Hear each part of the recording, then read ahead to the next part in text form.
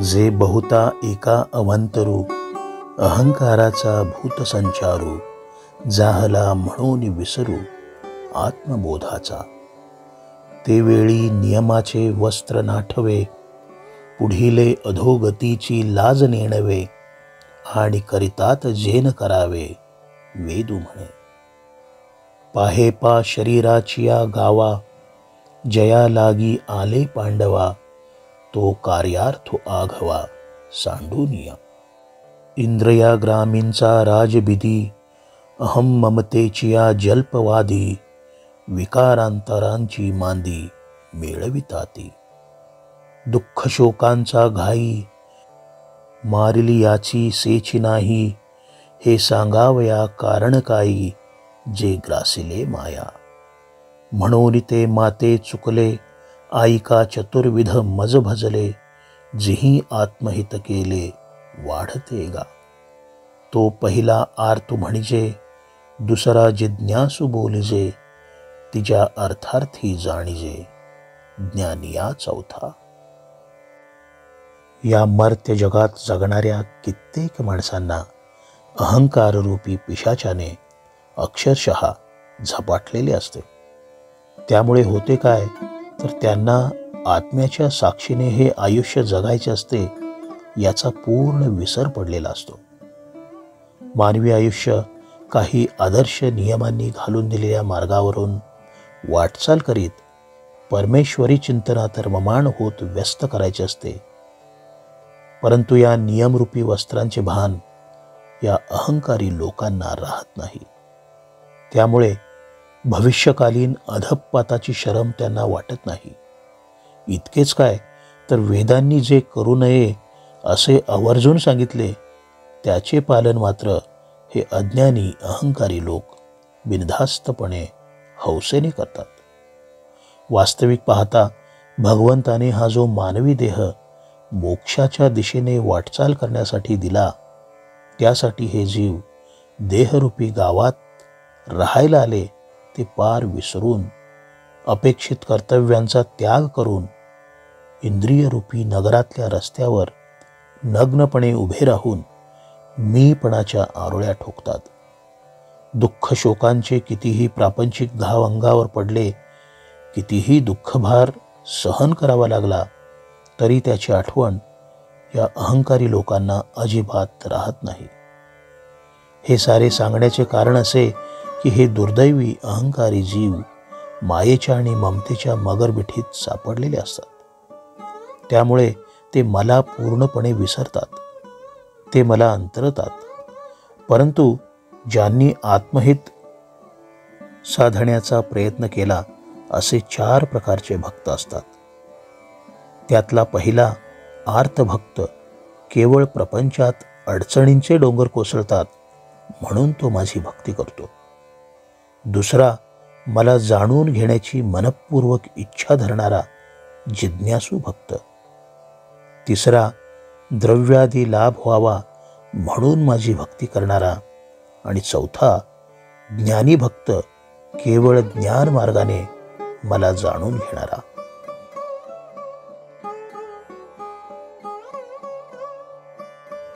तेथ आर्तुतो आरतीचे निव्याजे, जिज्ञासुतो जाणा वयाची लागी भजे, तिजेनी तेणे इच्छिजे अर्थसिद्धी. मग चौथियाचा ठाई, काहीची करणे नाही, म्हणून भक्तू एक पाही ज्ञानिया जो. जे तया ज्ञानाचे प्रकाशे, फिटले भेदा भेदांचे कवडसे, मग मीच जाहला समरसे, आणि भक्तुही ते विंची. परी आणिकांची ये दिठी नावेक, जैसा स्फटिकुची आभासे उदक, तैसा ज्ञानी नव्हे कौतुक सांगता तो.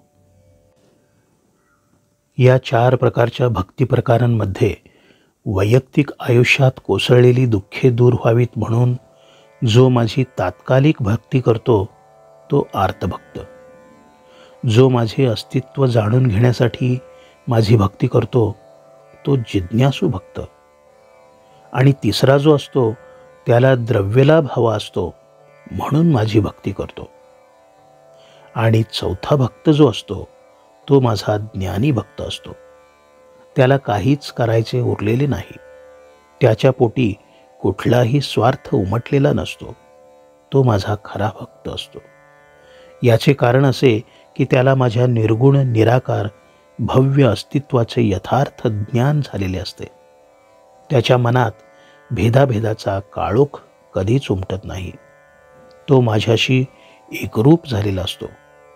पाण्यातला स्फटिक जसा पाण्यासारखा भासतो, त्याप्रमाणे हा ज्ञानी भक्त चार लोकात वावरताना इतरांसारखाच वाटतो, परंतु तो त्यांच्याहून वेगळा असतो हे सांगताना मला खरोखर आनंद वाटतो.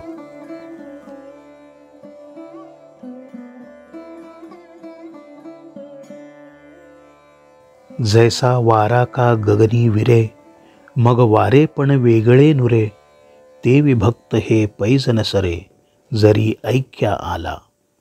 जरी पवनु हालवुनी पाहिजे, तरी गगना वेगळा देखिजे, एरहवी गगन तो सहजे, असे जैसे. तैसे शरीरे हनकर्मे, तो भक्त ऐसा गमे, परी अंतरे प्रतीती धर्मे, मीच जाहला. आणि ज्ञानाचेनी उजळलेपणे, मी आत्मा ऐसे तो जाणे, म्हणून मी ही तैसेंची म्हणे, उचंबळला सांता. हागा जीवा पहिली कडिलिये खुणे, जो पावोनी वावरो ही जाणे, तो देहाचेनी वेगळेपणे, काय वेगळा होय. वाहणारा वारा आकाशात विरला की त्याला स्वतःचे स्वतंत्र अस्तित्व राहत नाही. त्याप्रमाणे एकदा का भक्त माझ्याशी एकरूप झाला की तो आणि मी एकच जरी होऊन गेलो, तरी त्याचे भक्त हे बिरुद कधी संपत नाही. कसे ते तुला सांगतो. वारा जरी गगनात विरून गेला तरी पंख्याने हलवला की वाऱ्याची सुखद जाणीव होते. तो गगना वेगळा करता येतो, परंतु तो खरे तर हे वरले आकाश म्हणजे वायू हे आपल्या लक्षात येतेच ना. देहाने जरी सर्व तऱ्हेची कर्मे करणारा माझा भक्त माझ्याहून वेगळा वाटला, तरी तो आंतरिक अनुभवाने मीच होऊन गेलेला असतो. ज्ञानमार्गाने तो मला येऊन मिळाल्यामुळे तो आत्म्याच्या साक्षीने प्रत्येक कृत्य मलाच समर्पण करतो. त्यामुळे मी माझ्या भक्ताला प्रेमाने तो भक्त माझेच रूप आहे असे म्हणतो. जीवाच्या पलीकडील ती आत्म्याची खूण आहे. ती एकदा अंगी बांधल्यावर सुद्धा जो भक्तीचा व्यवहार करू जाणतो, तो देहाने वेगळा असला तरी तो माझ्याहून कधी वेगळा होईल का?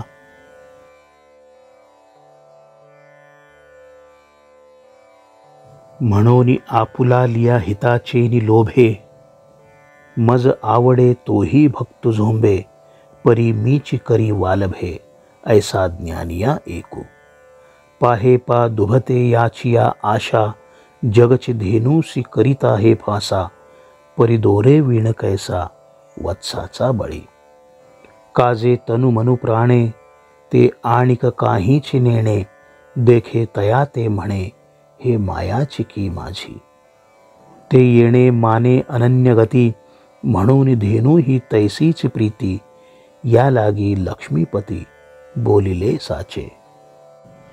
आपल्या मनातल्या इच्छा आकांक्षा पूर्ण व्हाव्यात म्हणून कोणीही माझी भक्ती करतो, पूजा करतो, यात नवल ते काहीच नाही. परंतु मला ज्ञानी भक्त खूप प्रिय असतो. मी ज्ञानी भक्तावर प्रेम करतो. दूध हवे म्हणून गाईला घट्ट बांधून ठेवणारे खूप असतात. गाईच्या लाथा बसू नयेत म्हणून तिच्या पायाला दोरीचा फास अडकवतात. परंतु आपल्या प्रिय वासरासाठी गाय मात्र स्वतःहून पान्हा सोडते. कारण एकच, ते वासरू तन मनाने प्राणाने आपल्या या आई व्यतिरिक्त कुणालाच ओळखत नसते. गाईला पाहिले की वासरू तिच्या दिशेनेच धावत सुटते. वासरू आपल्या या आईवर इतके अनन्य प्रेम करत असते की गाईच्या मनी वासराविषयी प्रेम निर्माण होते. म्हणून श्रोते हो, तुम्हाला सत्य सांगतो, भगवान श्रीकृष्ण म्हणतात तेच खरे आहे.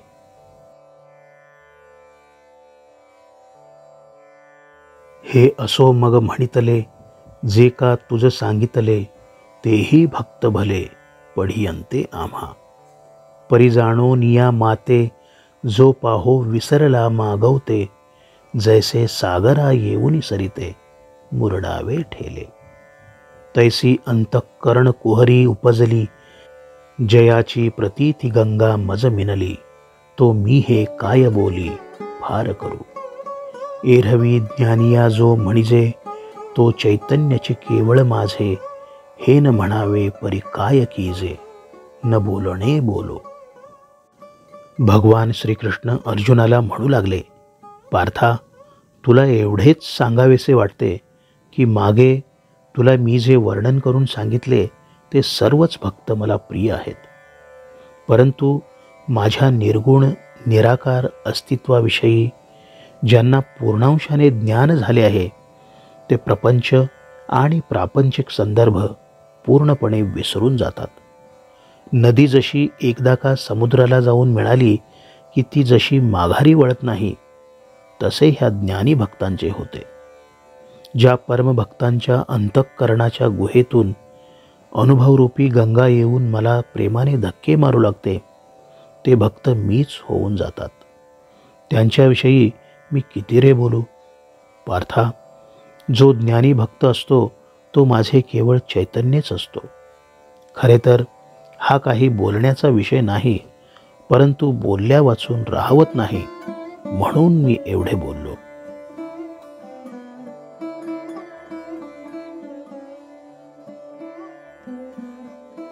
जे तो विषयांची मोठ झाडी. माझी कामक्रोधांची साकडी. चुकावूनी आला पाडी सद्वासनेचिया. मग साधू संगे सुभटा. उजू सत्कर्माचिया वाटा. अप्रवृत्तीचा अभांटा डावलुनी. आणि जन्मशतांचा वाहतवणा. ते विंची आस्थेचियान लेची वाहणा. तेथ फलहेतूचा उगाणा कौण चाळी. ऐसा शरीर संयोगाचिये राती. माझी धावता सडिया आयती. तव कर्मक्षयाची पाहाती पहाट झाली. तैसी गुरुकृपा उखा उजळली. ज्ञानाची वोतपली पडली. तेथ साम्याची रद्दी उघडली तयाची दिठी. ते वेळी जयाकडे वास पाहे. तेवता मीची तया एको आहे. अथवा निवांत जरी राहे तरी मीची तया.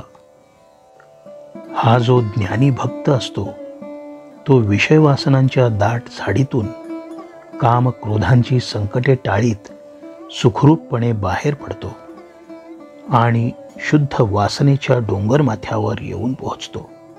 मग वीरश्रेष्ठ पार्था, संत सज्जनांच्या संगतीने शास्त्रविहित सत्कर्मांची पावले टाकत अपप्रवृत्तींना वळसा घालून शांतपणे चालू लागतो. मग हा शेकडो जन्मांचा कंटाळवाणा प्रवास करीत फलाशेच्या वाहना पायी घालण्याचे टाळून मार्ग क्रमित राहतो. निष्काम बुद्धीने सत्कर्म करीत असताना फळांचा हिशेब कोण ठेवणार. अशा प्रकारे शरीर धारण करून जन्मोजन्मी मायेच्या काळरात्री तुडवत सर्वस्वाचा त्याग करून हा ज्ञानी भक्त धाव घेत राहतो. शेवटी कर्मक्षयाची पहाट त्याच्या आयुष्यात उमलून येते. गुरुकृपेचा उषक काल होतो. शुद्ध आणि सात्विक ज्ञानाची कोवळी उन्हे सर्वत्र पसरतात. तेव्हा त्या ज्ञानी पुरुषाच्या भोवती समभावाचे न संपणारे ऐश्वर्य प्रकट होते. त्या दिव्य क्षणी त्या ज्ञानी पुरुषाची जिथे नजर जाईल तिकडे त्याला माझे ईश्वरी रूप दिसू लागते आणि त्याने डोळे मिटले तरी त्याच्या लक्षात येते की त्याच्या हृदयात मीच आहे. सर्वत्र मी भरून आहे हा साक्षात्कार त्याला होतो.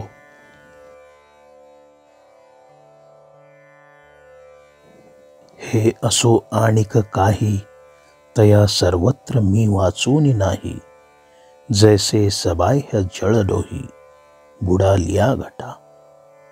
तैसा तो मज भीतरी मी तया आत बाहेरी. हे सांगिजे बोलवरी तैसे नव्हे. म्हणून असो हे या परी तो देखे ज्ञानाची वाखारी, तेणे संसरलेनि करी आपो विश्व. हे समस्त ही श्री वासुदेवो, ऐसा प्रतीती रसाचा वोतला भावो. म्हणून भक्तान माझी रावो, आणि ज्ञानी या तोची. जयाची ये प्रतीतीचा वाखोरा, पवाड होय चराचरा. तो महात्मा धनुर्धरा, दुर्लभो आथी. येर बहुजोडती किरीटी, जयांची भजने भोगासाठी. जे आशा तिमिरे दृष्टी, विषयांध झाले. एवढेच नव्हे तर जळात घट बुडवल्यावर घटाच्या आत आणि घटाच्या बाहेर जसे फक्त पाणीच असते, त्याप्रमाणे त्याला सर्वत्र मी भरून आहे आणि सर्वत्र माझ्या वाचून काहीच नाही, हा विलक्षण अनुभव येतो. हा ज्ञानी भक्त सदैव माझ्याच नामात दंग झाल्यामुळे, माझ्यातच केवळ रममाण झाल्यामुळे तो माझ्या अंतर्यामी आणि त्याच्या अवतीभोवती मी हा अनुभव तो घेतो. खरे तर शब्दातून प्रकट करावे कसे, या प्रकारचा दिव्य क्षण आहे. हे माझे बोलणे प्रार्था क्षणभर बाजूलाच ठेव. हा ज्ञानी भक्त ज्ञानाची अपरंपार समृद्धी अनुभवतो आणि त्याच्या बळावर माझे विश्वव्यापी रूप जे आहे याची प्रचिती त्याला सहजगत्या प्राप्त होते.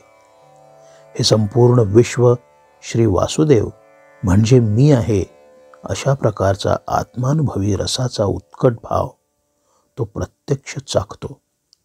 हा दिव्य भव्य भगवंत रस तो प्रत्यक्ष अनुभवतो. म्हणून हा भक्त श्रेष्ठ ज्ञानी पुरुष मला प्रिय होतो. हे पार्था, त्याच्या भगवंत अनुभूतीच्या भांडारामध्ये चराचर विष्णुरूप साठून येते. असा महापुरुष ज्ञानी भक्त अतिशय दुर्लभ असतो. म्हणून तुला सांगतो, जे मला स्वार्थासाठी भजतात, आशेच्या गडद अंधारात चाचपडत माझ्या भजनात दंग होतात, ज्यांची दृष्टी स्वार्थामुळे मंद झालेली असते, असे पुष्कळ भक्त जगात सर्वत्र भेटतात, परंतु ज्ञानी भक्त क्वचितच भेटतो.